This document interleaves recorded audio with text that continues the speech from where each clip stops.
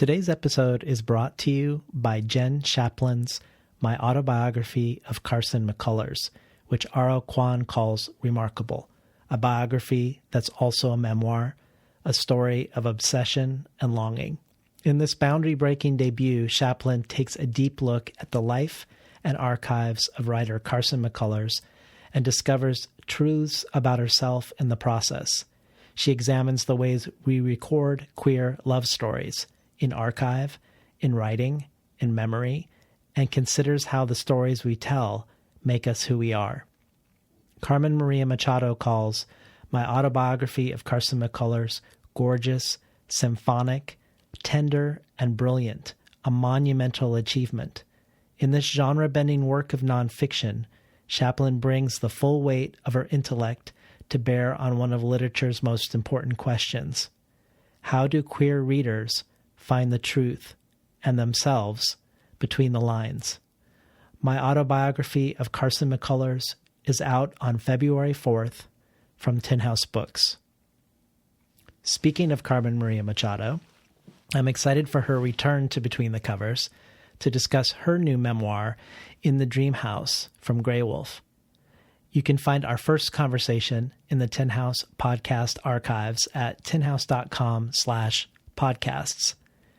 If you subscribe to the bonus audio archive at Patreon, Carmen Maria Machado will be adding a reading from new short fiction, a story entitled The Lost Performance of the High Priestess of the Temple of Horror.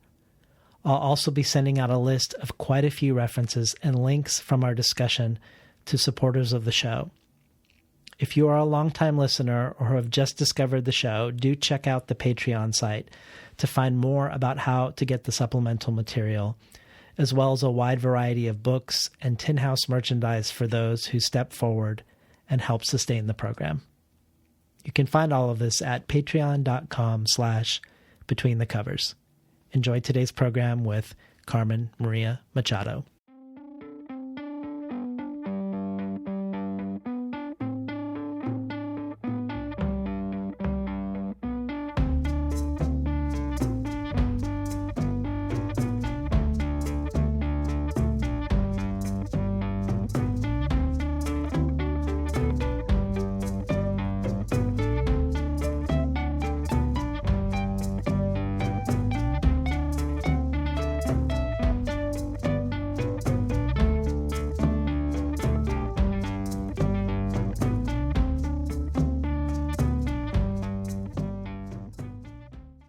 Good morning and welcome to Between the Covers. I'm David Naiman, your host. Today's guest is Carmen Maria Machado. Machado's debut short story collection, Her Body and Other Parties, was the winner of the Bard Fiction Prize, the Lambda Literary Award for Lesbian Fiction, the Brooklyn Public Library Literature Prize, the Shirley Jackson Award, and the National Book Critics Circle's John Leonard Prize, as well as being a finalist for the National Book Award, the World Fantasy Award, and the Kirkus Prize. In 2018, the New York Times listed Her Body and Other Parties as one of 15 remarkable books by women that are shaping the way we read and write fiction in the 21st century. Machado's essays, fiction, and criticism have appeared in The New Yorker, The New York Times, Granta, Tin House, Conjunctions, McSweeney's, Best American Science Fiction and Fantasy, Best American Non-Required Reading, and elsewhere. She holds an MFA from the Iowa Writers Workshop and is the writer-in-residence at the University of Pennsylvania. Carmen Maria Machado returns to Between the Covers today to discuss her much-anticipated debut memoir out from Grey Wolf entitled In the Dream House, with starred reviews from Booklist, Bookpage, Kirkus, and Publishers Weekly, and already named a Best Book of the Year by The New Yorker, Time Magazine, The New York Times, NPR, Publishers Weekly, The Atlantic, The Paris Review, and many others. In the Dream House has done the seemingly impossible, not only meeting but exceeding the expectations of readers after her remarkable debut. Gabino Iglesias at NPR says, In the Dream House is the most innovative memoir I've ever read. This book is a scream that ensures visibility, a chronicle of truth that weighs more than 1,000 theories, and all the efforts to erase the reality of abuse in lesbian couples. Throughout all of it, Machado learns to navigate her own sexuality and her writing while making sure she understands the place she occupies in a world that has always tried to erase women like her. This book makes that erasure impossible. Katie Waldman for The New Yorker adds, Machado's writing, with its heat and precise command of tone, has always had a sentient quality. But what makes In the Dream House a particularly self-aware structure, which is to say a true haunted house, is the intimation that it is critiquing itself in real time. Here and in her short stories, Machado subjects the contemporary world to the logic of dreaming. Finally, Parul Sehgal at the New York Times says, there is something anxious and very intriguing in the degree of experimentation in this memoir, in its elaborately titivated sentences, its thicket of citations. The flurry, the excess, feels deliberate and summons up the image of the writer holding a ring of keys, trying each of them in turn to unlock a resistant story, to open a door she might be hesitant to enter. In the Dream House is written into the silence surrounding violence in queer relationships, the silences around emotional and psychological abuse, a living archive of her own loving, idiosyncratic design. Welcome back to Between the Covers, Carmen Maria Machado. Thank you for having me. What a beautiful introduction. That was so nice. So ever since the final moments when you were here a couple of years ago, when you mentioned that your next book would be a memoir, and I think at that point it was called A House in Indiana, a memoir that would be both experimental and about abuse and queer relationships, it's loomed very large in my imagination. And I've been in anticipation of this conversation ever since that time. It doesn't take long for the reader to realize when they open the book that the house where the story takes place in is itself a means to tell the story, and in a way is a character within the story. It reminds me a little bit of your essay that we discussed last time, Why Alice Munro Should Play Gone Home, where you quote Munro's introduction to her selected stories. And she says in that introduction, a story is not like a road to follow, it's more like a house. You can go back again and again, and the house, the story, always contains more than you saw the last time.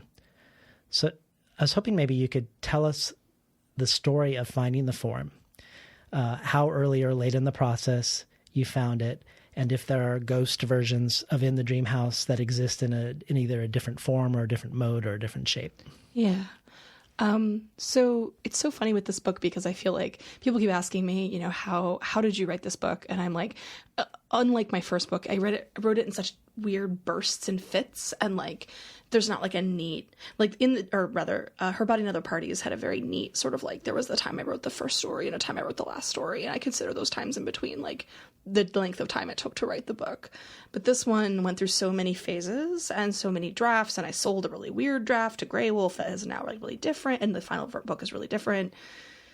So yeah, so for, a while, like basically as soon as sort of the events of In the Dream House were over, I was trying to sort of commit something to the page, and it was all pretty terrible. Like I wrote some really bad essays. I wrote like just stuff. Like I just sort of tried to commit things to the page, and I was really struggling, I think, because I was trying to tell it in a straightforward way. Like I was just sort of describing what happened, and it wasn't very interesting, and it wasn't very beautiful, and it wasn't much of anything. And I felt very frustrated, and whatever I would sort of put down, just it wasn't really working for me. And then in like 2015, I at that point I had moved to Philadelphia with my now spouse, but I went back to Iowa City to teach at this, there's this like summer, I call it like summer nerd writing camp for high schoolers. It's this really delightful program, and I would have like killed to have done it when I was a teenager. But so I was in Iowa City, like teaching these teens and doing this workshop. And, you know, every day I was talking a lot about craft, and like I was talking a lot about genre, because that's like the thing that sort of interests me more than anything else in writing. And so I was talking a lot about genre, and then I would have all this free time, and I would just be like wandering around Iowa City. And at some point I began to think about haunted houses and the Gothic and the way in which those genres have sort of spoken to me and the way they're so interesting to me. And when I talk about them, I could feel myself getting very sort of animated and, you know, thinking about space. Like, what does it mean for a space to be haunted? Like, what does that mean precisely? Like, outside of the more traditional sort of, oh, someone died there, or, you know, something terrible happened there, you know. And, yeah. And then at some point there was just a series of thoughts, like idle thoughts. And then at some point I was like, I wonder if the way to write this book is actually sort of fragmented and is using genre as like a mode, but like many genres, not just one genre, as like modes of interrogation. And then I just did it. And by the time I had left Iowa City, I had made like a whole list of different genres I wanted to play with. And then I began, but I still was picking away at it, you know? So the first draft that I wrote was very, it was like entirely in second person, totally by accident. It was entirely like memoir bits. Like it wasn't any of the sort of analysis or essay or pop culture or any of that stuff. It was just, this happened. But having the genres as a way of writing, actually, I found it really fruitful. And like, I've been describing it as like, then the whole draft, like a draft like fell out of me like a wet baby giraffe. You know, it was like all legs and slime and had a really far way to go, but it did it. And then it was like, and it had all the makings of the big giraffe in it, but it was still little, you know? And so and then I was picking away at it, and I would sort of have these bursts of productivity. So like I had a big burst of productivity fall 2016, which was when I was at Yaddo finishing up Her Body and Other Parties, or I was finishing the edit. So I was exchanging emails with my editor. I would send him a draft. He'd send me back some notes, and we were going back and forth like that for like a few months. And so in between those emails and me working on the collection, I just kept working on the memoir. And then in early 2017, I feel so weird explaining this. It's like so insider baseball, but like basically I had showed it to my agent and I had said, you know, I know it's really rough, but like, do you think this is worth showing to anybody? And he was like, I do. I actually feel like, you know, even though it is rough, like the project is very clear, you know? And so Grey Wolf also was inquiring if I had any other books because, you know, I think at that time, it was before the collection came out, but I think they had a sneaking suspicion that it was going to blow up really big, and they wanted to sort of pick another book up for me if possible while they could afford me. And so they asked after it, and I said, I do have this like really weird project, and I feel weird because I feel like it's really raw and it's very like unformed still, but I feel like Grey Wolf would also be a really good home for it. And because I feel like they more than anyone would be able to like do right by a book like that, that is just so niche and so experimental and so sort of strangely structured. And well, I want to linger on the question of form and of architecture for a minute before. Oh, sure. Yeah, sorry. Before we move on to the quote unquote story of the book, right? Because the book announces its form and makes the scaffolding or the act of its own making visible. The building of the building is sort of what we navigate at the beginning of the book. And I'm thinking kind of like in the New York Times review when they're saying that sense of fumbling for which key is going to... I love that quote. I read that quote out loud to several people. I was like, I really like that quote. It feels really accurate. Yeah. Well, I wanted to ask you about the beginning because as far as the scaffolding goes, we get 3 epigraphs. And each epigraph is a standalone epigraph on its own page. So we flip the page 3 times. We see 3 different epigraphs. And then there's an overture where you confess that you never read prologues, that you both distrust them and find them tedious. And then we get a really remarkable prologue. And then finally, after this great prologue, we get another standalone epigraph before we move into the book. So tell us about this series of moves, this sequence of what I would call doors in the New York Times lingo. What is the effect you're going for, or what are you trying to evoke by this layering or this navigation that we have to go to before we start? God, it's so funny hearing you describe it out loud. I'm just like, my first reaction is like, God, I'm such an asshole. Like, what is that nonsense? No, I mean, there's, okay, like how to explain that process. So I'm like trying to think of like the correct order, like in which those things happen. So I was sort of constantly working with I actually had more epigraphs, if you could believe it. I had a whole bunch, and I was like, I feel like 3 is the most I could get away with before someone's like making fun of me. So I spent a lot of time trying to decide, and you know, I wanted that Zora Neale Hurston quote because it felt really true and really important to me. The Louise, I don't know how to say her last name. I don't speak French. Oh, bourgeois? Yeah. That quote about like memory and architecture, felt very like appropriate for the project. And I was actually, there was a very early phase, like after I sold the book to Grey Wolf, but when I was still kind of putting it together, where I thought about using some of her work as like a structural element. And I ended up sort of completely sort of avoiding that. But that quote kind of remained from that process. So that was like, it was hanging up like in one of my little houses when I was working on it. And then there's that quote from Angel Street by Patrick Hamilton. So that's the play that Gaslight, the film Gaslight was based on, the two films of Gaslight. Your mind is indeed tired. Your mind so tired that it can no longer work at all. You do not think, you dream. Dream all day long, dream everything, dream maliciously and incessantly. Don't you know that by now? And that's a line being delivered by the husband to the wife in that play. And that actually came a little later because the title in the Dream House didn't exist yet. And it was really weird because once I had decided on that title, the sort of many levels of that title began working and actually ended up becoming very like important, even though that process happened like fairly late in the game. And I was like, that epigraph feels really necessary. Like I was rereading Angel Street and I like happened upon that quote and I like, underlined it 10,000 times and like circled it. Was like, oh my God, and I have to put that in there. So the epigraphs felt necessary. And I feel like, part of trying to establish oneself, like I feel like part of this project is about context and about creating context around yourself and like where do you belong in the history of things and where do you belong in the literature of things and where do your experiences go. And I feel like that was a really important part of the process. And so like part of that is like sort of setting up like these sort of lodestones right in the very beginning where you're like, here are 3 really different artists writing from like really different traditions and like really different, they're working from totally different spaces who have these 3 quotes that like are really speaking to the project. And then initially I actually didn't have the overture. I just had the prologue. And the prologue also came really late. Like basically once I started researching stuff about archival silence, and put that chapter together, that first chapter, I was really proud because I feel like a thing I struggled with this book was turning the more research heavy sections into readable prose, which is like a thing I never really had to do before and is actually quite difficult. So when I would like read stuff out loud to myself, like I'd be reading a piece that I'd written about my own experience and it would like read really well. And then I would hit like a research piece and like I felt like the prose would just die on the page. Like it was so flat because I was like, so I feel like learning how to massage research into like beautiful sentences is like very hard. And so that was like a big part of the process. So I was really proud when I wrote that chapter because I felt like it was really good and I felt like it was really working on a lot of levels. It was a really good introduction to the thing. And I thought prologue would be a really good, even though it's funny because I kept thinking like, I always hate prologues, but like, I guess this is a prologue. I don't know what else to call it because it's like an introduction, it's sort of like almost an overview or like an introduction to like what the reader's about to read. And then my editor pointed out to me that it might be sort of strange to open up a memoir with not my own words. He's like, you have 3 epigraphs and then you start off with a quote by Saidiya Hartman. Don't you think that's a little strange? And I was like, oh, that's a really good point. And so then I was like, well, I should open with something else.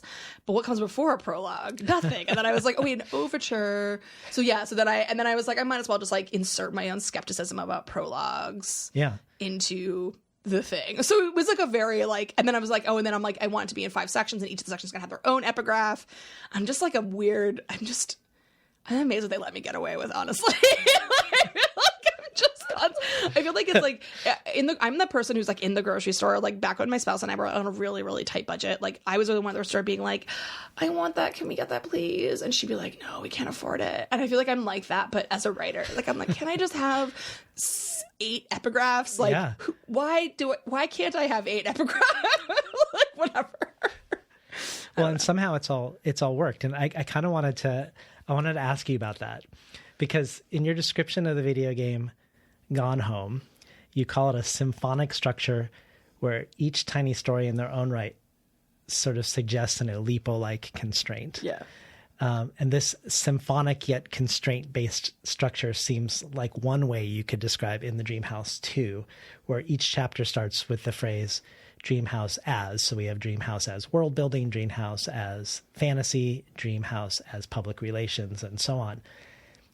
And near the beginning, much like where you give this distrust of the prologue and then the prologue, you give us the chapter Dream House as not a metaphor, but then nearly 150 different Dream House chapters that feel like attempts at comparing it to something else, or for it to be representative of something else, or for you to try to tell your story through a different trope or a different slant, kind of like Cano's exercises and styles. So when I think of Kevin Brockmeyer's blurb for the book, which calls it a book that builds itself entirely out of left turns, but can seem by its final pages to have followed the surest possible path to its center, I guess. And also there's this other review that talked about each chapter having great ambition and failing, and then somehow also acknowledging that all of the failures come together as a success. I wanted to hear about this notion or this reader response of left turns that get you to the heart of the matter, and how does that strike you? Is that something that is that the sort of labyrinth that you feel like you created, or is that something you're learning about the work and hearing other people describe it that way? I feel like that description, those descriptions you just mentioned, also that thing from Perul's review of the keys, sort of fumbling with the keys, right, I think is about as accurate as you can possibly get when it comes to thinking about these sections. And I mean, obviously, like bits where I sort of undermine the reader, or I sort of like tell you it's not a metaphor, and then like give you a lot of metaphors and tell you I hate prologues and give you a prologue. Like that's just me being a rascal. But I also feel like there's something really, because, genre is all about expectation, and it's all about like, what can you expect from a piece of work about the world that you're in? And that expectation can be very, when it's, I think, best executed is when there's a level of subversion to it, where like sort of the or it's like it's either done really completely and it was a really like exquisite exercise in its own genre, or it's like undermining its own genre in some meaningful way. And I feel like that's always when I really respond to a piece of work. And so I feel like, the process of sort of saying, you can imagine all these different things, but like the fact of the matter is when I tried to tell this story in a straightforward way, I couldn't, and no one would listen to me.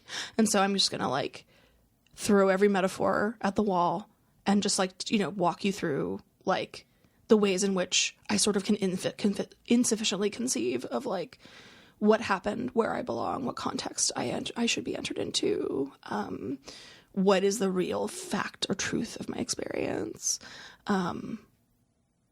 So I feel like that is a very, like, probably the most sort of astute kind of read on the tone of the book. And I feel like also in Katie Waldman's review, she had some really great line about, which I felt like actually really captured me to a T, which is like something about how it's so kind of all over the place that if I didn't have a tremendous amount of control, the whole thing would like fall apart. And I think that is like sort of me in a nutshell, honestly. Like, I feel like, I'm really interested in ambitious work and work that really like pushes its own boundaries and like pulls itself right, and I feel like I just read this quote, I think it was Garth Greenwald, it might have been in LitHub, because he's interviewing right now for his new book, and which is stunning, and you did a great interview of him. Oh yeah. Oh, did you? Yeah. He did an event the video of you. Philly. It was he's just a brilliant speaker. I feel like it isn't that hard to do a good interview with him. You just ask him a non-terrible question, and then he just gives you some like stunning, breathtaking answer. He's so good. But he said something about like, writing to sort of their one's own edge, like writing sort of to the limits of one's own capacity. And I feel like so much of this book was really scary for me, because I did feel like I was writing to the edge of my capacity in terms of like writing from research and like writing about the past, trying to explain things that were kind of unexplainable, trying to like be sympathetic and like explain to people like even though you might feel ways about me or about like what I have to say, that like I need to explain to you what it felt like. And, and so I feel like there was so much of it that was about that. And that the experimentation became sort of part of that process of like writing to the edge and trying to like, and I think that to me is like the most exciting work, in general. And I feel like, I don't know. And so I feel like that was sort of part of the process, and that sort of like, and I feel like, in terms of like the sort of, like, I feel like the closest example to this book that I have already written is the Law and Order story from especially Heinous, from Her Body and Other Parties, because I feel like it also has that symphonic structure and is like a way of thinking about like how to tell a single story through many, many stories, and sort of, and also has like a kind of a similar structure. In case you just tuned in, we're talking today to Carmen Maria Machado about her book In the Dream House from Grey Wolf. When thinking about the what of this book, of how you might articulate what the book is about in light of these 150 attempts to capture it, to circle it, one of the questions it raises is the sufficiency or insufficiency of language.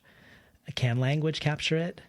But as we dial in more specifically to your story, one where you were in an abusive relationship with your first long-term girlfriend while you were studying at the Iowa Writers Workshop, a girlfriend who later you came to discover specialized being the first girlfriend for many women, there are some queer specific things that make telling the story more difficult than the more general difficulty of telling any story from one person to another in language. When you were last here, we talked about Joanna Russ's How to Suppress Women's Writing and how an archive of women's writing is continually disappeared or disappearing. But this seems even more true, maybe by an order of magnitude with queer writing, and maybe even more so about abuse within a queer relationship. And you return to this question of the archive in your prologue, and as you mentioned, citing Saidiya Hartman about the violence of the archive and archival silence. And you quote Jose Esteban Munoz, who said, "Queerness has an especially vexed relationship to evidence. When the historian of queer experience attempts to document a queer past, there's often a gatekeeper representing a straight present." And I guess I was hoping maybe you could you've talked about the difficulties in general, but maybe we could talk more specifically about grappling with writing your story without an archive of stories to draw from or to stand upon, as you wanted to add to an archive, a smaller archive than it should be. Yeah. Well, I think for me, part of the stress was like not having, like even before I was writing this project, like not having sort of something to look at to sort of align oneself with. And I feel like probably the most common comment I've gotten about this book from people I see at events and people who write to me is like, I've just never seen this represented anywhere. And that actually being a couple of things, like not just like either writing about queer DV or writing about a woman being an abuser, or like I had a straight guy reach out to me and be like, I have just never seen, like I was abused by my ex-wife and I've just never seen that represented. And also just writing about in general, like psychological, emotional, verbal abuse. And so, and I think that means something when you don't see that represented, and then suddenly you do. There's something really like devastating about that. And so I feel like part of it was that feeling of, you know, sort of creating that space. And then the other thing that was really hard was that, again, I felt very out of my depth. And so I kept thinking, I keep referencing that line from Contact where Jodie Foster is like, they should have sent a poet. I'm like, they should have sent a historian. Like, I don't know what the hell I'm looking at, you know? Yeah. And like, that was really hard because like, I was sort of piecing together, like I was doing all this reading. I spent like months just reading. And like, you know, by the end I was like, I think that I could tell you about, like if you asked me, I could tell you about the general sort of movement of the conversation about domestic violence in lesbian relationships in the United States between like 1980 and like 2010. And like, it's a very specific, but I'm like, oh, guess that's what historians do, right? Is they have like incredibly specific sort of like, you know, bands of knowledge that are about like really specific like people and time periods. And I feel like, but even so, I worried. I was like, what if I missed something? Like what, you know, like this is not my area of expertise, like turning research into, but then also I was like sort of, I think one of the weirdest parts was like at some point when I realized I had read so much of it that I suddenly had a sense of a narrative about history, like about that, not even about myself, but about that piece of history where like, you know, women were really struggling to sort of talk about something in their community, and like they were both being failed by the straight community in various ways, but also within their own community. And then also there being this problem that like whenever, you know, this issue would like approach the legal system, like you would fall into these traps of like heterosexuality and whiteness, and like, you know, lawyers would find themselves like turning themselves inside out to like say like, okay, jury, like imagine that this person is the woman in the relationship. Like she did all the cooking, and this other woman was like the man in the relationship. Does that help you like understand how to think about this idea? And the way in which like sort of both violence and also queerness like sort of detach women from their own gender identity, whether they want to or not, and how that creates a lot of like anxiety and stress. And it was just like so interesting because I suddenly was just like, I did all this reading, and suddenly I was like, oh, I think I understand what happened. That's so interesting. Like I had just, because again, like this is not my area of expertise, and it was really interesting to kind of get there. And so, yeah. And so in a way that was kind of cool, but also terrifying, because I was like, for all I know, I'm super, super wrong. And like, I just keep waiting for some historian to write to me and be like, you are super fucking wrong. You know, like I just keep waiting for someone to say that. Oh, sorry. I can't say fucking, can I? You can. Oh, I can. Okay. Yeah, we'll just beep it out. Great. Okay. But on the podcast, everyone's going to get to hear it. Fabulous. Okay, great. But yeah, so I feel like that's very like anxiety inducing. So it's not even just about like looking for comfort where you can find like stories that speak to your story, but also like, what does it mean to try to like create a space for that? And also like, and I feel like what comes along with that is anxiety about, if I've really fucked up, like having to be okay with that and being like, and, you know, also being aware that like my book by definition, it only can explain a certain sort of thing. It's like, you know, I am like a white presenting woman of color, queer, born in 1986, like grew up in the suburbs. Like I have a very specific profile, and like my experience by definition cannot speak to everyone's experience. And but like there might be more pressure on your book because of the absence of representation. Precisely. So like, you know, a thing that happens, and I think a thing that happens especially when you are a person sort of from a marginalized community, sort of writing sort of an early text into like genres or subgenres that don't exist, or representation doesn't exist, is that everybody wants your thing to be everything for everybody, and that's like literally impossible. Like it cannot be done, but there's a lot of pressure in that way.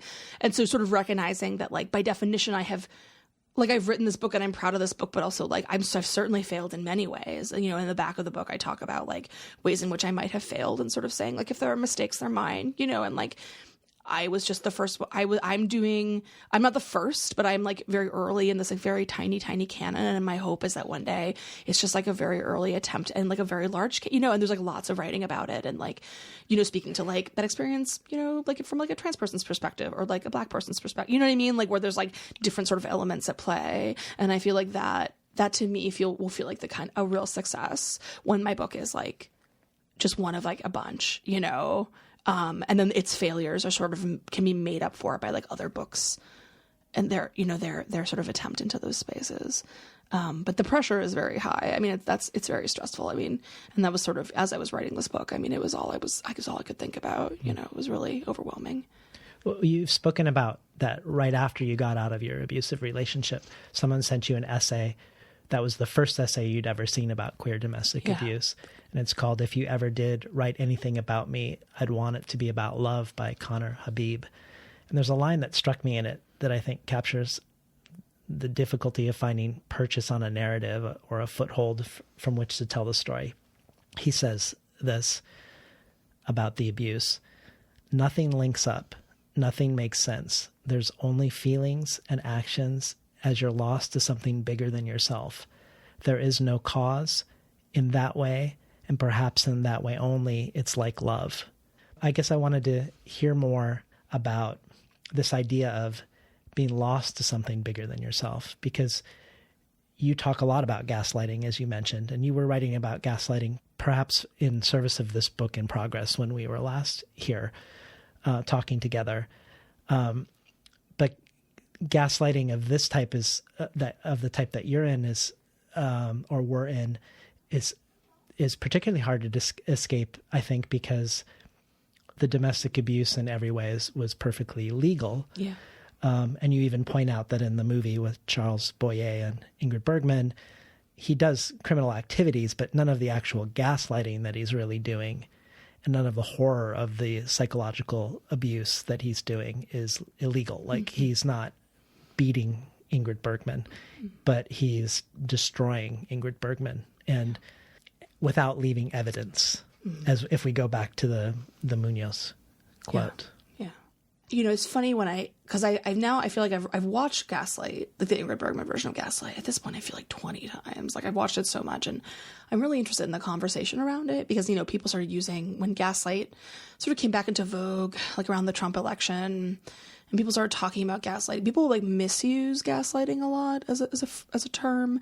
And I think what was so interesting in rewatching the movie over and over was thinking about how, he isn't, because people who haven't seen the movie will say like, oh, he's trying to make her crazy. And it's like a side effect of what he's doing. It's like he wants something. He does to do what he's doing to Ingrid Bergman is like the most sort of straightforward path to getting what he wants. And he just doesn't care, and that to me is like far more scary than like the cackling maniac who's like, I will make my wife crazy. I feel like there's like a way of like, because if you think about it, just like, oh, he wants to make her crazy just because it feels so like alien. Like it feels so like in this way in which we use phrases like sociopath to sort of distance ourselves from like people who do really horrible things. But in fact, and I feel like there's also like a very misused expression or misused idea when in fact, like what you're talking about is a person who, for whatever reason, like has some desire and want, and like treating you well is like in the way of that in some way. And that's a really scary thing because it's like if it was just sort of, and I'm using all this like giant quotation marks around it, but like madness, it was just this like general sort of unformed desire to hurt. It would be sort of you would be able to like kind of hold on to it or understand it. But what's really hard is just like saying like, why would you do this to me? Like if someone has like, if they're just like, what could you possibly gain from this? Doesn't this make you feel terrible? Like I think telling people that they are that what's happening to them is unique and has never happened before is like probably I feel like one of the worst kinds of violence. Saying to somebody like, no, I've never heard of any of it. You're the first. Tough shit. Like that's actually a really fucked up thing to say to somebody, and it's like a really fucked up idea to think that it's true about yourself, and to think that you are alone. Especially when what is happening to you is like one of the most common things, like the thing about the abuse that's so strange and hard is that like when you strip away the details, it's actually all very, very similar. Like abusers function on a very, very like limited sort of script. And like, if you know what to look for, like it always repeats itself. Like there's a very specific thing and it doesn't really vary very much. And so to tell somebody, oh, you're gay, or whatever, therefore like what's happening to you is like completely unique and we're just not going to talk about it, and like too bad for you, because also that there's a way then you feel like maybe maybe I'm so terrible that I've like earned this somehow, when in fact like you exist in a power structure that like has always existed, where like people have hurt people in this way, and knowing that that's true, and knowing that other people have had that experience is like, it doesn't do a ton, but it like does like sort of move you toward this space where it's like, what has happened to you has happened to other people, and like other people have survived it, right. And I feel like there's something about, sorry, I don't know if this is actually answers your question precisely, but I just feel like there's something about that that's so specific. And then I think a lot about how like in Gaslight, like I feel like the only way that Ingrid Bergman survives is because this like other dude, right, that the detective is sort of like observing all this from afar and is like, what's going on? And then kind of like intervenes. And I always think to myself, like, if he hadn't been there, like if he had just or not been interested, like I feel like she could have died that way, just like being sort of stuck in this like prison, and this prison of like, that he sort of helped her make for herself. And like, I don't know. And that's really scary. So I feel like there's just something very like interesting about, I don't know, the narratives that we sort of tell, and the way that we like talk about what it means to be in the situation, and like why the reason it's important to tell people like this has happened to me too is because, yeah, if you believe you're alone or you're the first, then really it's just a short step to like, I'm clearly so awful that like this is happening to me and this has never happened to anyone else. Right. And that just seems to me like one of the worst kinds of violence you can commit against somebody, And that's like a cultural violence, because it's not even about the abuse specifically. It's about like the culture is telling you like you don't exist. So. Yeah. Well, let's hear a couple of the chapters. Sure. I was hoping we could hear Dreamhouse as world building and Dreamhouse as noir. Sure. Dreamhouse as world building. Places are never just places in a piece of writing. If they are, the author has failed. Setting is not inert. It is activated by point of view. Later, you will learn that a common feature of domestic abuse is dislocation.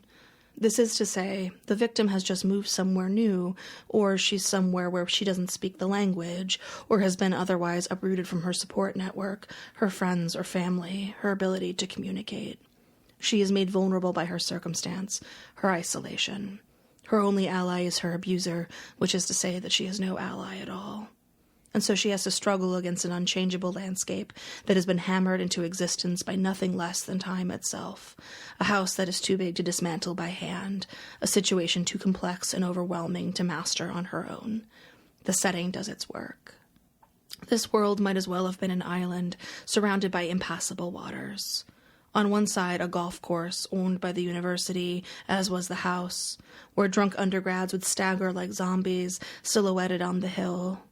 On another, a stand of trees that suggested a forest, mysterious and laced with wildlife and darkness. Nearby, houses occupied by strangers who either never heard or didn't want to get involved. Last, a road, but the sort of road that led to another road, a larger one, unfriendly to pedestrians, not meant to be traversed, really, miles from the town center. The dream house was never just the dream house. It was, in turn, a convent of promise, herb garden, wine, writing across the table from each other, a den of debauchery, fucking with the windows open, waking up with mouth on mouth, the low, insistent murmur of fantasy, a haunted house. None of this can really be happening. A prison, need to get out, and finally a dungeon of memory. In dreams, it sits behind a green door for reasons you have never understood. The door was not green. Dreamhouse as noir. She is not your first female crush, or your first female kiss, or even your first female lover. But she is the first woman who wants you in that way, desire tinged with obsession. She is the first woman who yokes herself to you with the label girlfriend, who seems proud of that fact. And so when she walks into your office and tells you that this is what it's like to date a woman, you believe her. And why wouldn't you? You trust her, and you have no context for anything else. You've spent your whole life listening to your father talk about women's emotions, their sensitivity. He never said it in a bad way exactly, though the implication is always there. Suddenly you find yourself wondering if you're in the middle of evidence that he's right. All these years of telling him he's full of bullshit, that he needs to decolonize his mind and lose a gender essentialism, and here you are learning that lesbian relationships are, somehow, different. More intense and beautiful, but also more painful and volatile, because women are all of those things too. Maybe you really do believe women are different. Maybe you owe your father an apology. Dames, right? I'm listening to Carmen Maria Machado read from In the Dream House.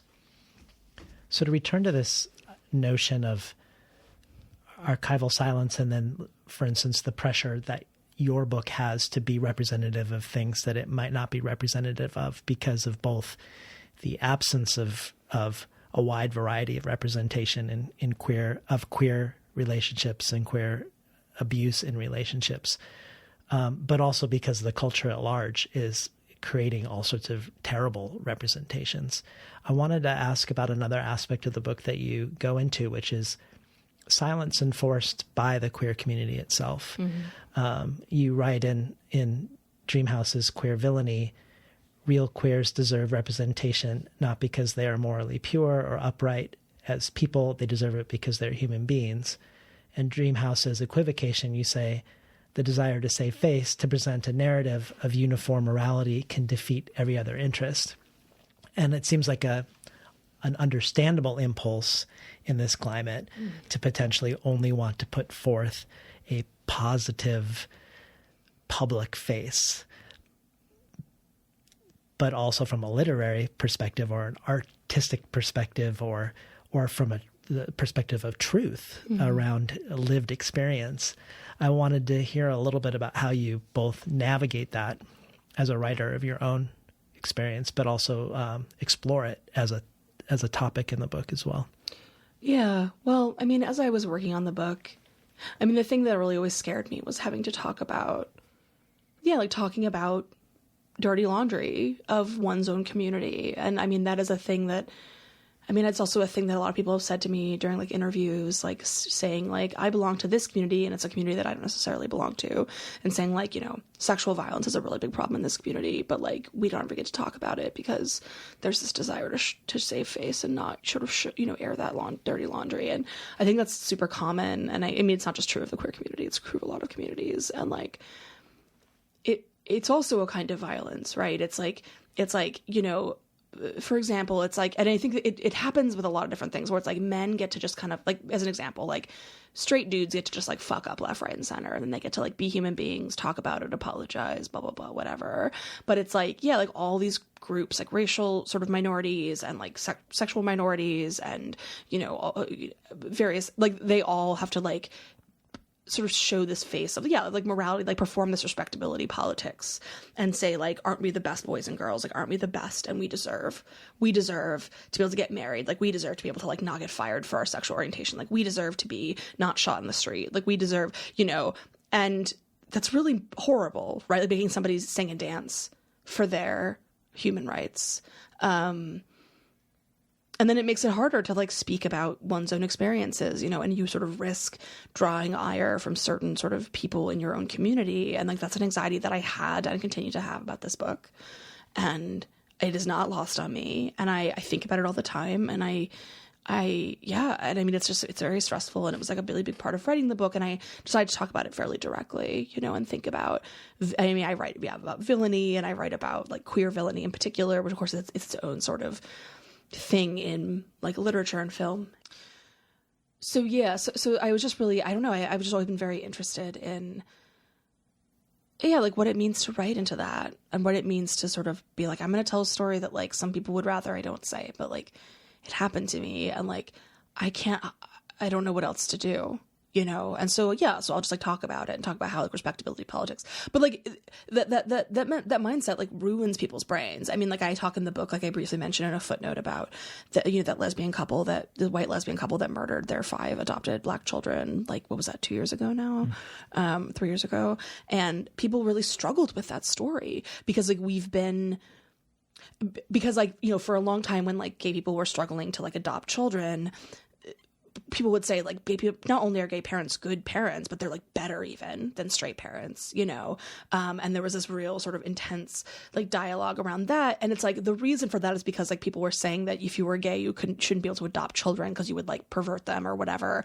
And that's like super fucked up and like obviously not okay. But that also doesn't mean that like gay parents are incapable of doing bad shit that like straight parents are also capable of. And then of course you have like a racial element in that as well, sort of white supremacy and just this really like, anyway, so like that story was very interesting to me because it like demonstrated like, and the fact that people really resisted and were very troubled by that story, like a lot of like white gay people or white queer people were like very disturbed by that story and were kind of like, maybe there were other circumstances, you know, we're like sort of trying to like make it fit into that narrative. And it's like, no, like you can say like these white lesbian parents were like narcissists and like murdered their children. Like that's not it, you can say that and like you don't have to like sugarcoat it or like massage it to make it acceptable to this like narrative of respectability. You can just say like they did a horrible thing and you know and I feel like that just makes and I feel like you can get kind of trapped in a straitjacket of that idea, you know, of that the desire to present this like moral face, you know. Taking that into the world of creating art, it reminded me of a recent discourse on Twitter that you were involved in at Clark's World around a story called I Sexually Identify as an Attack Helicopter, where a trans science fiction writer is excoriated for the ways their story was told. And you were upset with what you called an anti-intellectual thread throughout the conversation and also essentialist language used against the story, such as a trans person would never think that. And I wanted to read a couple of your thoughts and just hear more thoughts, if that's okay. That's fine. Okay. So I love these declarations of yours. I want stories that are dangerous, weird, jagged, ambitious. I want art that bites off more than it can chew, because you can learn from it, because it can change your temperature, provoke your heart, crack open your brain, because sometimes what seems to you to be a failed experiment is actually not a failed experiment at all. And sometimes it becomes clear in retrospect that an author actually succeeded in doing something often long after the art has entered into the world and the discourse has moved on. And you also add, evaluating art solely by quote-unquote potential harm caused and judging harm caused as a unit of moral rightness or artistic merit is so bananas I don't even want to dignify it with a response. Finally, I know what it's like to write shit in which one has incomplete, complicated, problematic thoughts about one's own body or identity or community. If I let those thoughts run my brain, my first book would have been completely gutted and my second book wouldn't exist at all. So I guess I wondered if hearing those words back in relationship of what we're talking about, both silence and silencing from within and from without, and essentializing language, when it comes to someone who's writing a trans story in the quote unquote wrong way. I haven't read the story. You should. It's really good. I'm just sorry. As you're reading this, I'm like getting mad, not at you, but I'm remembering how mad I was last week when this was all going on. And like, I'm just suddenly like, my anger is just like surging up in my body. I'm trying to like respond in a way that feels measured and is not going to get me in more. Yeah. People had a lot of feelings about that story. I mean, what's really, I feel like I have a lot of thoughts about this and some of which I don't want to say out loud because I feel like the toxicity of like certain kinds of discourse.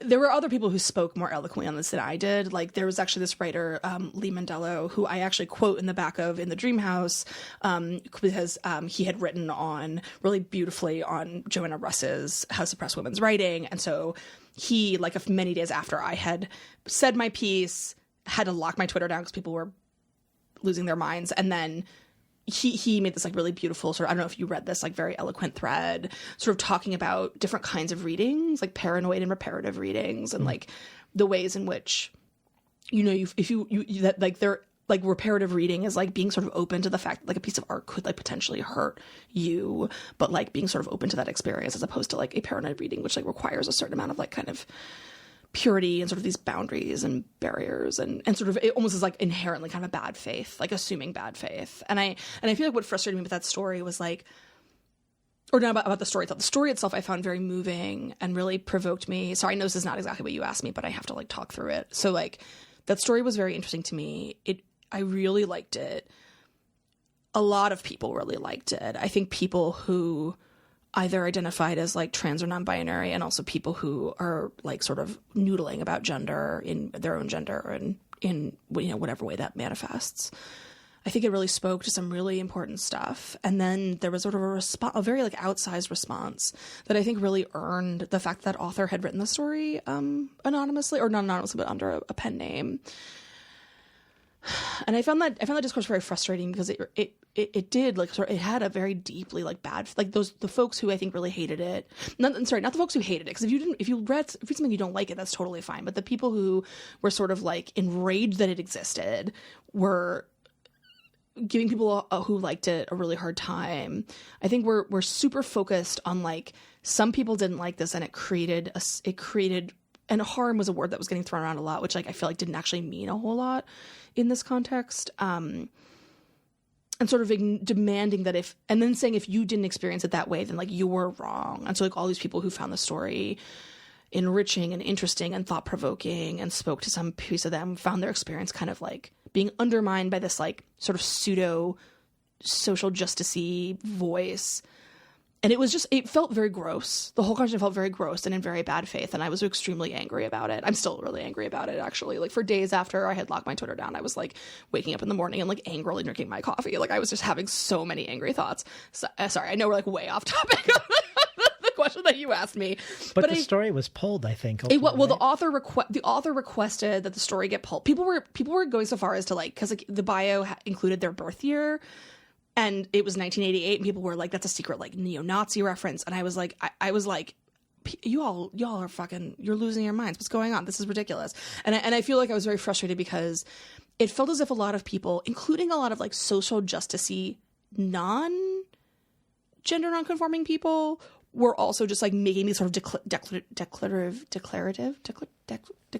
is that the word? Declarative statements about like what was okay and what was not okay. And I just found it infuriating. I cannot describe to you.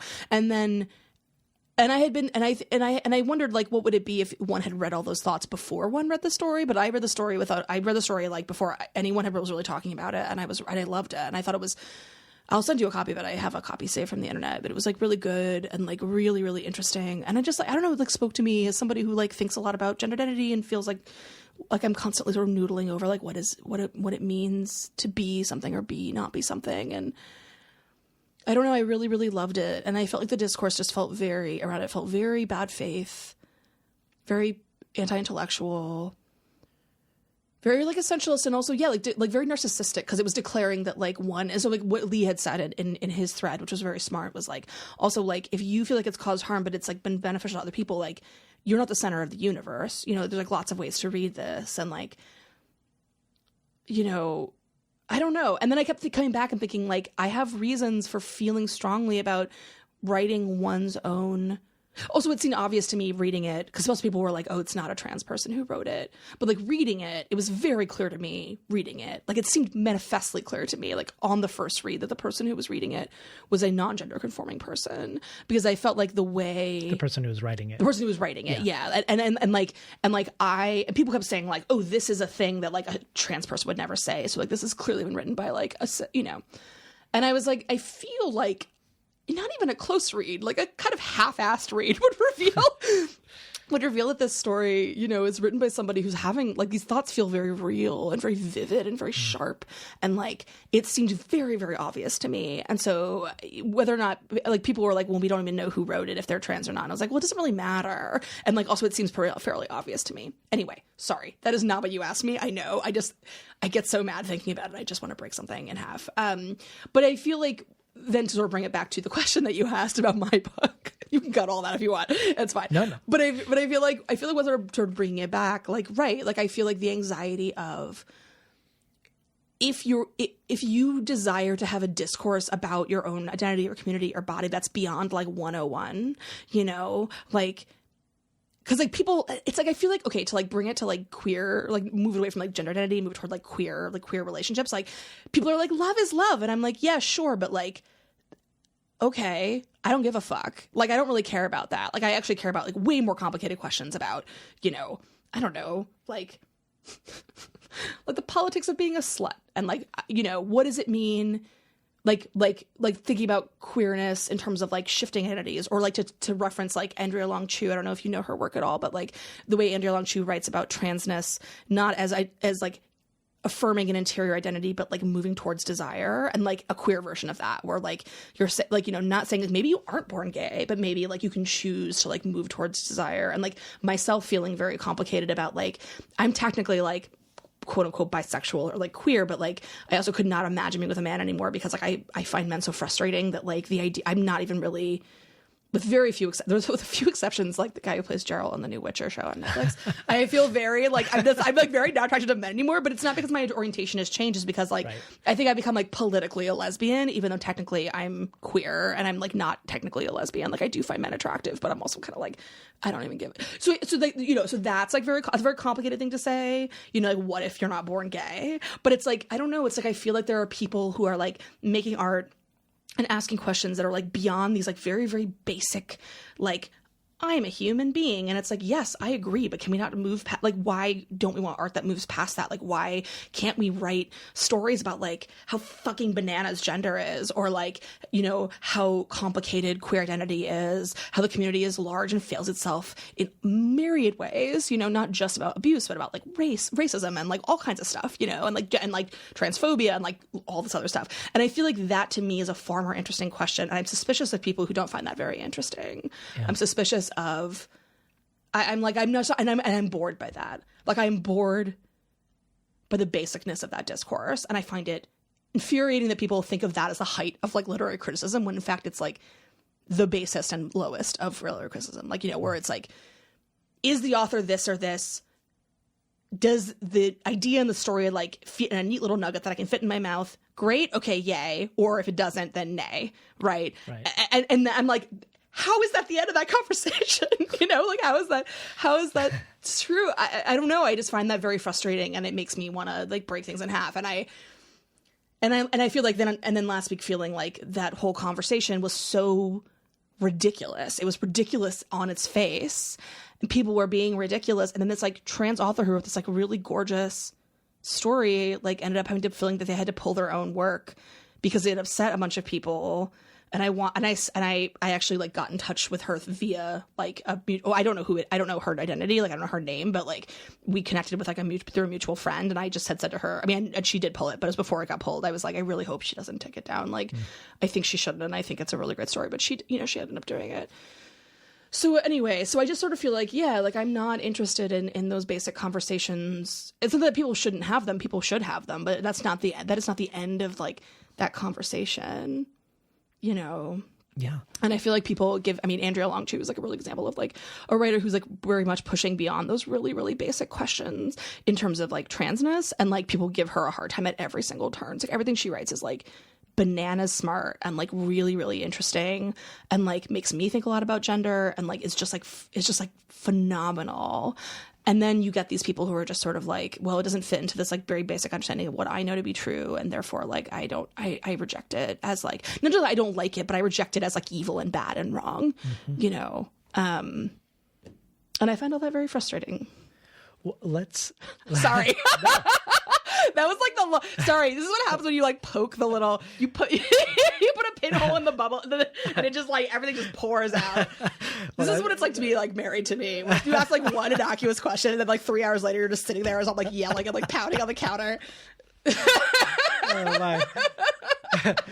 I thought it was a great answer. Oh great, fabulous. I did. Okay, thank you. Let's hear another chapter. Great, okay. I was thinking Dreamhouse as sniffs from the ink of women. Okay. Dreamhouse as sniffs from the ink of women. Norman Mailer once said, "The sniffs I get from the ink of women are always, among other things, too dically psychotic. In other words, one woman writing is mad, and a woman who loves women writing is mad squared. Hysteria and inversion compounded like interest, like an eternally growing debt." Mailer's use of the adverb dically suggests that, for him, disinterest in his dick must be a species of psychosis. Narratives about mental health and lesbians always smack of homophobia. I remember watching Girlfriend in college, a rare Bollywood film about queer women, in which a wrench-wielding butch lesbian seduces a gorgeous femme, but eventually the femme pulls away and falls in love with a dude, and the butch goes ballistic, becoming possessive and violent before dying in a fall from a window. I came of age in a culture where gay marriage went from comic impossibility to foregone conclusion to law of the land. I haven't been closeted in almost a decade. Even so, I am unaccountably haunted by the specter of the lunatic lesbian. I did not want my lover to be dogged by mental illness or a personality disorder or rage issues. I did not want her to act with unflagging irrationality. I didn't want her to be jealous or cruel. Years later, if I could say anything to her, I'd say, for fuck's sake, stop making us look bad. In case you just tuned in, we're talking today to Carmen Maria Machado about her book In the Dream House from Grey Wolf. So one of the reasons why I had a lot of anticipation about you writing nonfiction is because I knew you weren't going to write it straight. When you talk about these stories that you love in defense of I sexually identify as an attack helicopter and say you love stories that are dangerous, weird, jagged, and ambitious, even though I knew the memoir was going to be tethered to real life events, I knew there were going to be those elements in it. But what I really loved in particular was the ways in which you draw forth the science fictional and the fantastical of real life. Not just because we travel through different tropes, fairy tale, science fiction, murder, mystery, and a variety of others as we go through the book, but a whole bunch of other reasons. And so I wanted to start with one. And one is the assertion that you make that fantasy is the defining cliche of female queerness. So tell us about what that means to you. And then we can explore some other ways in which you bring these elements of genre into the content of the book. Yeah. So fantasy, it's so funny because the word fantasy like has so many, you can parse that in so many ways. But what I'm talking about in the book is how there's this sort of idea in like female queer sexuality of paradise, of utopia, that like when you find a queer female community or a girlfriend or a female love, like that act of like coming into one's own queer female sexuality is an act of entering into a kind of utopia or paradise. And I sort of, found a lot of examples of like that being the way that we always have talked about it. And even like you think about the jokes, about like queer women, like, like U-hauling, right? Which is like, what is it? What does a lesbian bring to the second date? Like a U-haul, right? They like women move in very quickly together. And there's all this sort of optimism around it, and this, and I mean, that's fine. And I think it's like, obviously okay to like be able to make fun of your own, like saying like I feel like lesbians with photos, like Val and I have a photo in front of a U-Haul, like when we got moved in together, like we got make sure to get like a U-Haul photo, for our own, just because it was quite funny. But yeah, but I do feel like that is, and that's part of what makes, and I talk about how, it's because, finding sort of happiness and daily pleasure without men sort of accompanying bullshit is like a pretty decent working definition of paradise. But then of course, then that complicates things when you think about things like abuse, you think about things like ways in which those relationships can be vulnerable. And you don't, I mean, it's interesting too, because I feel like, and not to bring it back to the tech helicopter story, but like a thing that was happening was people, even after the author came out and was like, I am a trans woman, people were saying weird stuff like, oh, but you're writing, like it has a masculine, like we're sort of making these like statements of like, oh, but it was written with like a masculine voice, or it was written with like a cis voice, like the voice of it is not trans. And like, that's a thing that people would say about female abusers, like in the past. Like I found a lot of like references to like people saying, oh, well, maybe that person beats her girlfriend, but like she's butch, so like it's like her masculine energy, it's like her manliness or her, and sort of using this very like essentializing language because the other explanation is is like it violates this like set of norms, right? It like violates, because if you believe that it isn't her masculine or her masculinity, but it's just like she is a woman, she's abusing her girlfriend, right? She identifies as a woman, she is a woman, like she's abusing her girlfriend, then suddenly you have to have a different conversation, right? And you can't like shuffle off responsibility onto quote unquote masculinity. You have to actually have a conversation about like, what does it mean that there was like abuse in our community? And that's really hard, and I think people really struggle with that. And so I think that that's true, like so like in the case of the attack helicopter story, like people would say that, and then because if you really believed that the story was like bad in that way, like the author being a trans woman like complicates things for you, and so it's like easier to say, well, it's still written in this way, even if the and I feel like that's just like a thing people do to protect themselves, and it's really disingenuous, and it's really embarrassing, and on its face very like sort of like anti-intellectual, and very sort of like obviously a problem, and I think it's just hard to, and like there's this quote that I found in the book. Can I read this quote? Is that okay? So So this is just a footnote from Dream House's equivocation. It says, this no true Scotsman fallacy could bend these narratives, and then that being a true lesbian but not batter, could bend these narratives in every direction conceivable, create a kind of moving goalpost that permitted an endless warping of accountability. In a first-hand account of her abuse in Gay Community News in 1988, a survivor wrote, quote, I had been around lesbians since I was a teenager, and although some of them had troubled relationships, I was unaware of any battering. I attached myself to the comfortable myth that lesbians don't batter. Batter was the phrase that was, lesbian battering, sort of the expression that they used to describe like abuse in that time. Much later, when I was out enough to go to gay bars in a town that was liberal enough to tolerate them, I saw that some lesbians did indeed batter. However, I thought they were all of a type: drunks, sexist butches, or apolitical lesbians. So I decided that feminist lesbians didn't batter. End quote. And then activist Anne Russo put it more succinctly in her book, Taking Back Our Lives. Quote, I had found it hard to name abuse in lesbian relationships as a political issue with structural roots.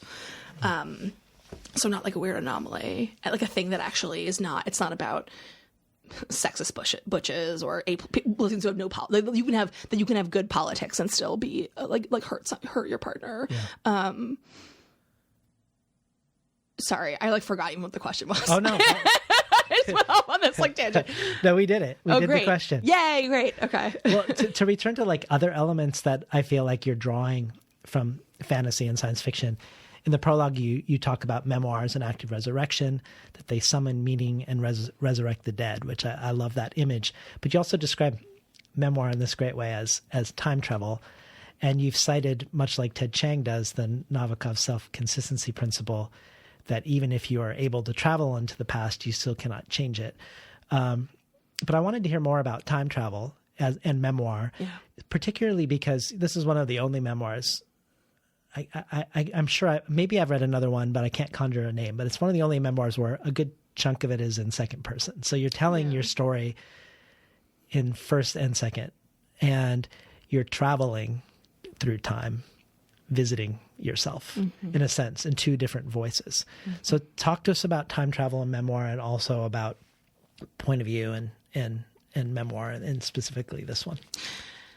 Yeah. So when I first wrote the first draft of the book, the one that I sold to Grey Wolf, it was entirely in second person, but without unintentionally so. Like, I in fact didn't realize it until they pointed it out to me, and I was like, oh. And Ethan, my editor, was like really, who's like brilliant, and we work really well together. Like, he was very thoughtful about it, and he was like, it's not that you can't do that, you totally can, but I want to make sure that you're doing it intentionally, that you're not just like so traumatized that you're using second person to like distance yourself from the material. And I was like, that's super fair. Like, I'll think about it, you know. And then when I went back to the book and I tried to just move everything into first. And I was reading everything out loud, and it was really resisting me. Like, a lot of the things that I was changing, like, didn't sound as good and didn't sound right in first. And I was like, oh, so I moved it back to second. But then I was like, I have to like explain it somehow. And I was thinking a lot about Justin Torres's We the Animals, which of course is this beautiful novel told in a plural first voice, a we voice, that then an act of trauma shatters the voice into like second and third and then eventually first. And I was thinking about how I could do something similar, and thought about this sort of shattering where like the first person is like the me who like went on and like lived her life and is like here giving an interview and is here, you know, like wrote this book and is like living her life. And then there's like this you that's like trapped in the past and is trapped in this like eternal hamster wheel of pain that just like never stops.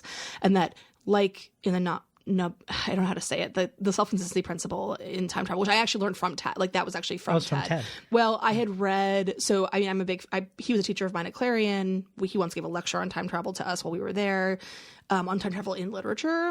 And of course, his story, The Merchant and the Alchemist's Gate, was like which is like an amazing short story, it's or amazing. A novella, I guess it is, but and it's so instructive on like the way that sort of time travel can function. And there's something really devastating and beautiful about that sort of detail of this man like trying to go back to like unmake the past, and how like you can see, and you're like rooting for him to like save his wife's life, even though you know that like she is already dead. She was dead at the beginning of the story. Like, he, no matter what he does, like he will by definition be delayed, but he still is able to like go back and like learn other information that like comforts him, but he's not able to change the past because you simply can't, right? According to this particular way of thinking about it. And so I feel like that actually was really helpful to me in thinking about, because like, yeah, obviously writing a memoir is an act of time travel, writing any kind of nonfiction where you are sort of approaching a past version of yourself, and you can talk at her. You can sort of say like, you did this, why did you do this, I'm wondering why you did this, but she can't hear you, you know. This past Carmen can't hear her, like can't hear me, and she doesn't know that I'm here, and she doesn't know that I'm speaking to her and that I've like survived and I've gone past it, and she's just going through this stuff over and over again. And so the book, you know, and so I felt like there was a way of me, the book became a way of sort of getting to address that in a very sort of literal and direct way. And I think it works. I mean, I was worried that it would be hard for a reader to parse. But once we had sort of established the rules, I mean, I remember Ethan reading through it and being like, I think it actually really works. Yeah, I don't feel like it's an obstacle to the reader. Yeah. I mean, it's really the immediacy of the you, which is the past you. The past you is you, and the current you is she's younger and older. Yes. She's the younger Carmen. And the older. Carmen. Which is this whole weird time travel. I know. It's actually quite, I mean, no, totally. I mean, I think it's like probably one of the more useful metaphors that I feel like, some of the metaphors, I feel like, you know, it was always so funny, like trying to go through and like thinking about how I can make these metaphors sort of work or not work in various ways. And I feel like that's probably one of the most successful. And I feel like is the one that I feel like I mention it in therapy a lot. So that's how useful of a metaphor it is, you know, because I'm like I feel like when I talk about the experience of not being able to like confront, or not being able to like wanting to reach her, but not her being my past self and not being able to reach her, like that's the really useful metaphor. So you mentioned that you teach a class on haunted house literature, but you've also contemplated having this haunted house, the dream house. At one point you were thinking of having the haunted house itself gaslight the reader or abuse the reader. And I think there's traces of that when we get to the choose your own adventure, which has an attitude. But could you talk about that? I don't know if it's a false start or just the vestiges of contemplating having the book itself be doing that to the reader the way your abuser did that to you.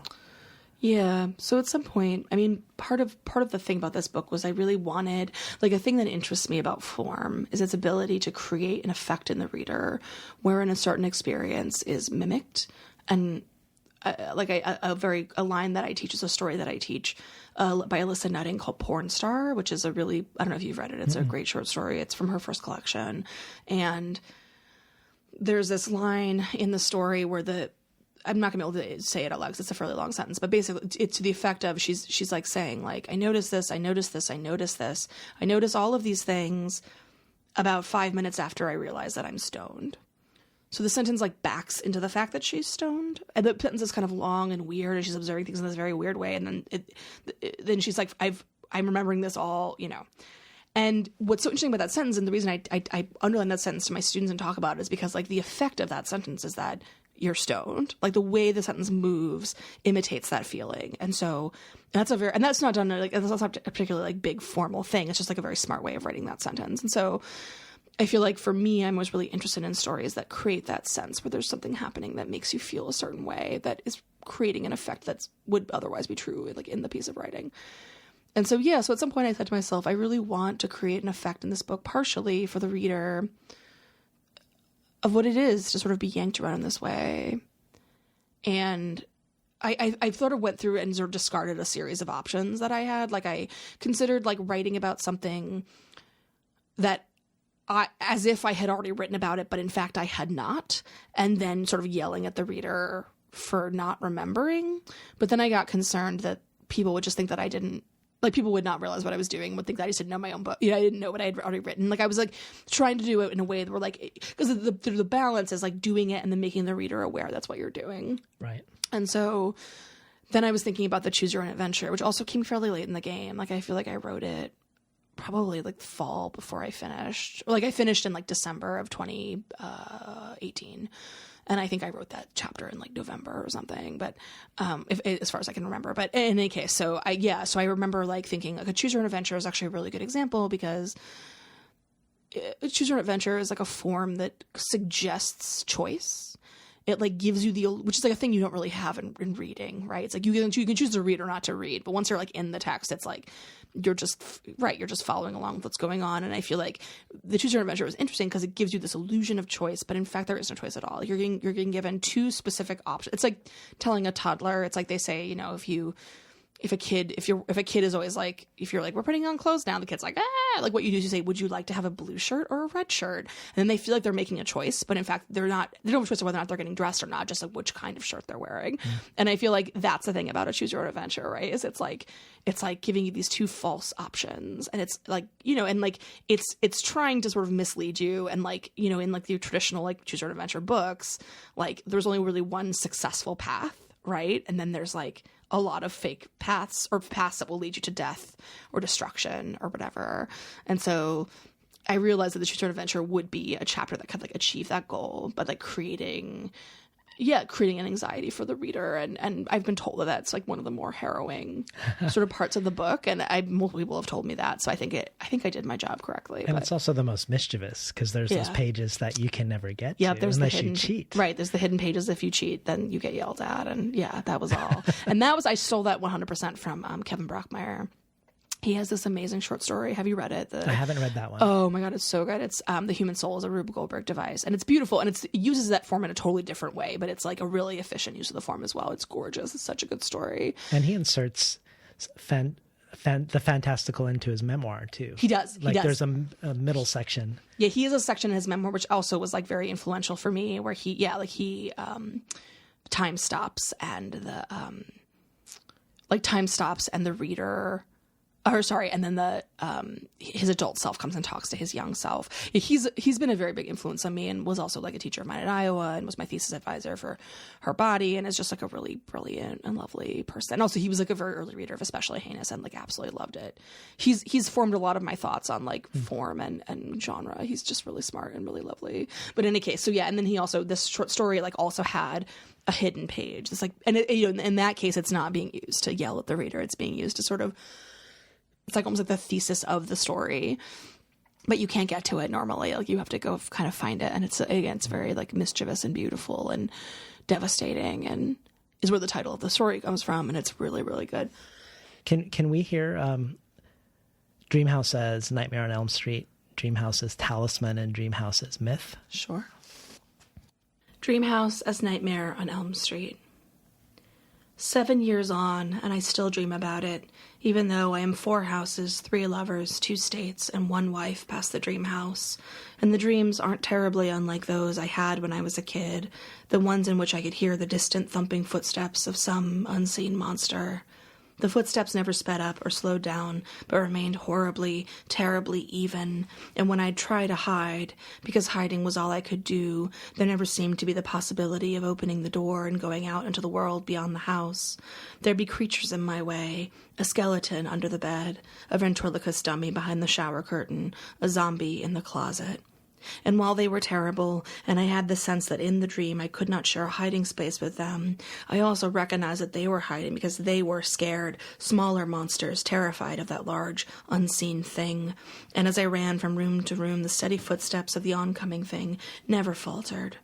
And so 7 years on, I am still terrified that if I force myself awake, as I learned to do as a child, she will step out of the dream and into the waking world, where I am safe and so far away. Dreamhouse as Talisman. When Val and I started dating, I still had a year left in Iowa City. I saw the woman from the dream house often, on the streets and at bookstores, making the town her own. I had not yet trained my body to resist the nauseated panic those sightings brought me, and so Val got me a vial of Angelica root from a store in Salem, Massachusetts. It looked like wood chips, smelled funky and spicy. I bought a locket on a long, burnished chain and tapped the fragments of the root into the pendant. I do not believe in this, I said. Wear it, she said. Let it work. So I did. Who knows if it warded anyone off, but here's what it definitely did do.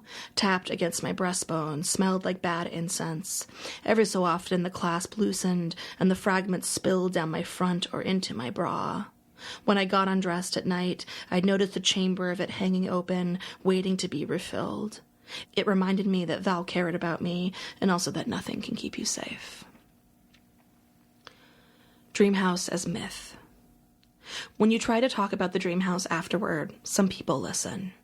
Others politely nod while slowly closing the door behind their eyes. You might as well be a proselytizing Jehovah's Witness or an encyclopedia peddler. Kind to you in person, what they say to others makes its way back to you. We don't know for certain that it's as bad as she says. The woman from the dream house seems perfectly fine, even nice. Maybe things were bad, but it's changed. Relationships are like that, right? Love is complicated. Maybe it was rough, but was it really abusive? What does that mean anyway? Is that even possible? You will never feel as desperate and fucked up and horrible as you do when you hear those things. Once, a woman drunkenly touches your elbow at a party and says, "I believe you," into your ear, and you cry so hard you have to leave. You walk home in the dark over a footbridge and see a fat raccoon waddling up the riverbed. The raccoon is a trickster. Everyone knows that. He doesn't look up. He doesn't speak to you. He just keeps going. But keeping going is a way of speaking. You hear him. He's saying you will fight this fight for the rest of your days. We've been listening to Carmen Maria Machado read from In the Dream House. I kind of want to ask you a somewhat elaborate question. That's a more pragmatic question about writing memoir about somebody in the world. And 2 past guest conversations come to mind. One was many years ago, and it was also a memoir of queer relationship trauma. But this author went to great lengths to disguise the person's identity, largely because this person was well known. But when I later, by chance, learned from someone else who that person was, whose identity had been changed, I realized how much it changed my impression of the memoir. In this case, I think the author's exploration of her own identity in the memoir is changed, or her ability to explore it is somewhat constrained by the ways she had to change the identity of her lover. Of course, there might have been very good personal or legal reasons to make this choice. But then I also think of another conversation I had on the show more recently with Sofia Shalmayev, who wrote the memoir Mother Winter. In that book, she describes, though the book isn't about this, she describes some moments of physical abuse from her dad where she gets thrown and he breaks her back. But she wanted to write the book as autofiction, both to have the freedom of changing details, playing with the truthfulness, the exaggeration, tone, more like a Chris Kraus book, right, perhaps. Sure. But her publisher really insisted on it being memoir and being marketed as memoir. And because of this, she had to go through a gauntlet of legal requirements, which included contacting people in the book and having them read sections where they're represented and having conversations with them. I have no idea what the norm is, or if there is a norm, or if it's publishing house to publishing house. But it seems like in the Dream House that you don't seem to disguise much. We know the name of your real current partner, your wife, who was also a past girlfriend of your abuser. And we know the places your abuser went to school and where you went to school. And I'm guessing she's likely well known within certain communities in Iowa and Indiana. So I guess I have this multiple prong question on behalf of writers who want to add to the archive of silence to combat the violence of the archive that exists, but might have pragmatic questions. So here are my questions. One was, what were your considerations on how much or how little to obscure? Geographically, physically, names, details. What was your relationship with Grey Wolf with regards to the hoops you did or didn't have to jump through legally? And then what's come up for you or comes up for you around managing your fears around writing about a living person in the world who abused you now that the book is out? So in terms of what to obscure or not to obscure, I didn't name her. Everything else felt pretty fair game. And that was more for practice. That's not because I don't think she deserves to be named, but also just it seemed like a fight I didn't want to fight. And so, but everything else, I mean, also, it would seem really silly to obscure those details because it's like you could very easily, like, I mean, I this all happened in the age of social media. Like, you could very easily, like, figure out where I went to school. Like, where I went to school. It's like literally the back of the book. It's like, you know what I mean? Like, it's like there's a lot of stuff that's kind of hard to disguise. And so it just seems like disguising it would only just feel, I mean, and I think people have different relationships with how they would write. Yeah. So I definitely had to figure out. But so I feel like for that it was, and in terms of like, obviously I write about my family, I write about like relatives of mine. I did not ask their permission. I did not run those sections past them. I really didn't care, and I know I am friends with a lot of other nonfiction writers who have done very different, like I have a very good friend who had a book come out in the last year, this nonfiction, who ran all the sections, however minor, past the people who were in them, and it created a great deal of turmoil for her, even the most enough, because also people are, when I feel like giving other people control over that. It's like, it's my book. I'm writing truthfully. I sort of am of that school of thought of like, I think it's, no, not Annie Dillard who said that, Bird by Bird. Anne Lamott said like, you could, if people wanted you to write nicely about them, they should behave better.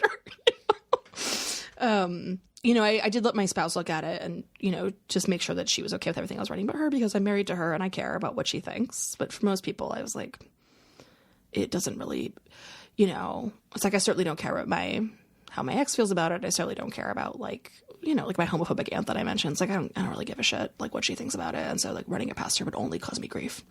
And so I feel like there's a lot of, I don't know. Yeah. So yeah. Is your orientation to how you would do it, did that by happenstance dovetail with Grey Wolf's concerns or lack of concerns, or were there, how did that work out?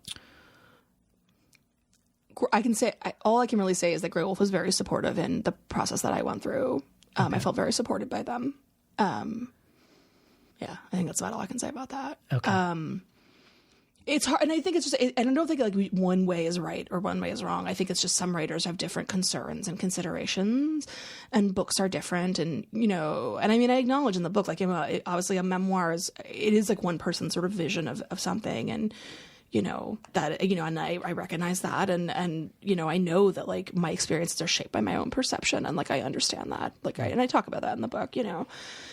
But yeah, I don't know. I guess I just feel like it was my story. If it's like, I feel like, you know, I'm not a journalist also. And so I feel like if you're a journalist and you're writing about other people that don't involve you at all, like obviously you have a responsibility of like thoroughly sort of like making sure that everything kind of matches up and like talking about where stories don't match. But like, I feel like I don't feel that way about a memoir. I feel like it's really different when it's about you. Like I think if it involves you, it's fair game to write about, and sort of in the way that you feel is that you see fit, you know, for your own project. It sounds like different publishers might have different opinions also. Yes, and I think, right, authors. I think also, yes, there obviously are, like, your publisher is going to have different feelings about it, like whoever your publisher is working with. Like, there's definitely going to be different considerations. Certainly, yeah. I mean, it just depends on a lot of factors for sure. Yeah. So in The Dream House ends with an engagement with endings, which seems great since it begins with an engagement with prologues. How to end a story that never really ends, that continues to reverberate through and informs one's life. So maybe for the ending of our conversation, we can talk about what's coming up for you. I know that you have a limited series with DC Comics, The Low Woods. Yes. So maybe you could talk about that, and also what we can expect next from you otherwise, so that we can wait with a bated breath for... Well, I can say that I'm working on a new fiction project, which I'm very excited about, and I've been really enjoying getting back into fiction. I really missed it. And then, yeah, I have this series from DC, which is now, the third issue is coming out in mid-February. So issues 1 and 2 are already out. It's Joe Hill is curating this line of comics called Hill House, and it's a really, it's been really fun, actually. I've been really enjoying it. You know, I was writing scripts for it, which is like a very new thing for me. So that was like kind of interesting, but I think I really took to it. Like the editors at DC were very impressed. Like, cause I think, you know, it's hard for a prose writer to like move to like a different medium. Not necessarily, but I sort of thought it would be harder.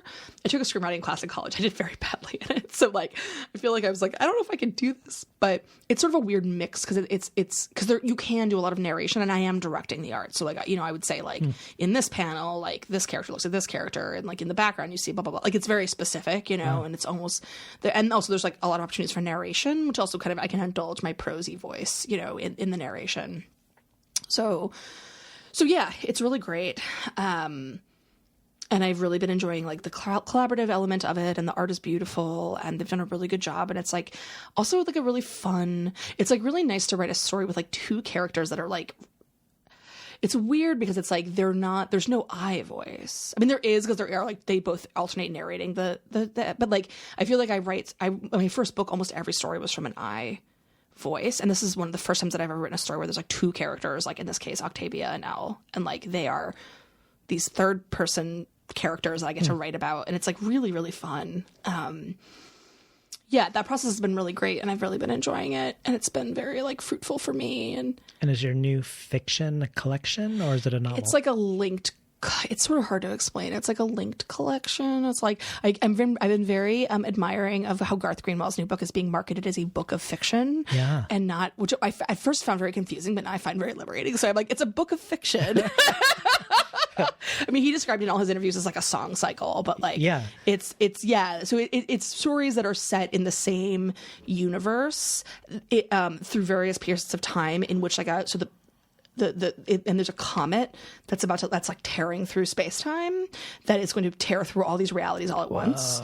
So in each story, the comet has appeared for the first time in history, but like in each, even though the stories move through history, like so yeah. So but they're individual stories. Like they're sort of about different time periods, different kinds of characters, but I'm sort of gnawing on stuff about like sex and like very off brand for me, sex, and also like memory and like consciousness. And I read a lot about like, I don't know, I'm really interested. I've been reading a lot about like comet panics, like astrological panics of the history, which have been very interesting. Yeah, I don't know, it's been really fun. It's like, it's a lot of historical fiction, which is new for me as well.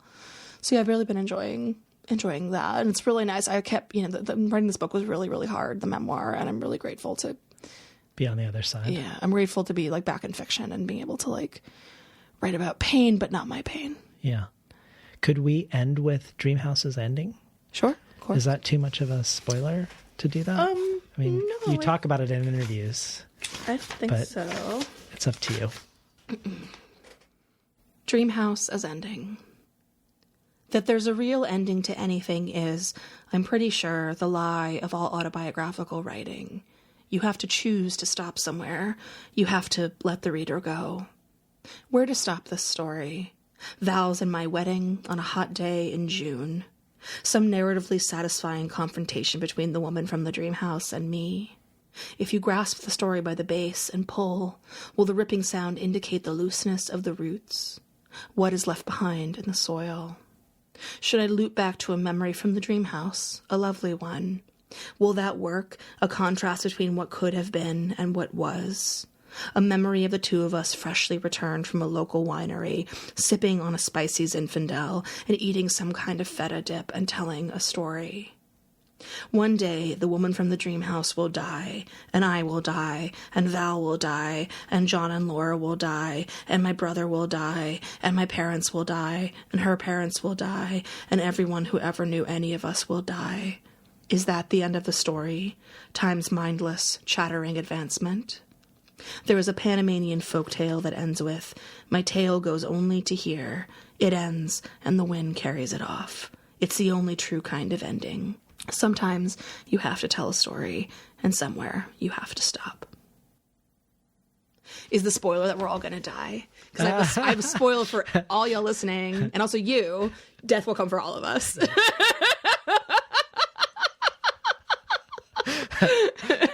It was so great to have you back. Thanks for having me. We're talking today to Carmen Maria Machado about her new memoir, In the Dream House, from Grey Wolf. You've been listening to Between the Covers. I'm David Naiman, your host.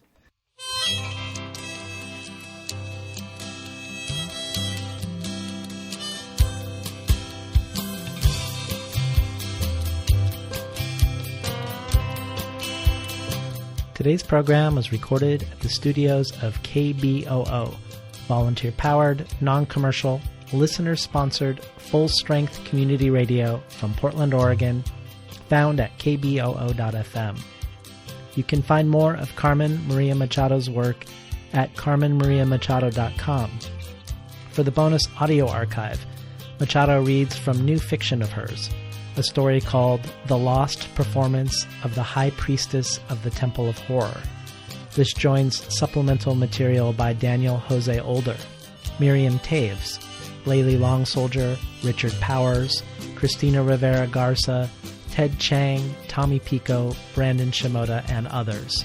All of this can be found at patreon.com/betweenthecovers. Finally, I'd like to thank Imre Lodbrog and Barbara Browning for creating the outro. Their album, Imre Lodbrog E Sapatita Mi, can be found on iTunes. And Barbara Browning's trove of ukulele covers can be found at soundcloud.com/Barbara Browning.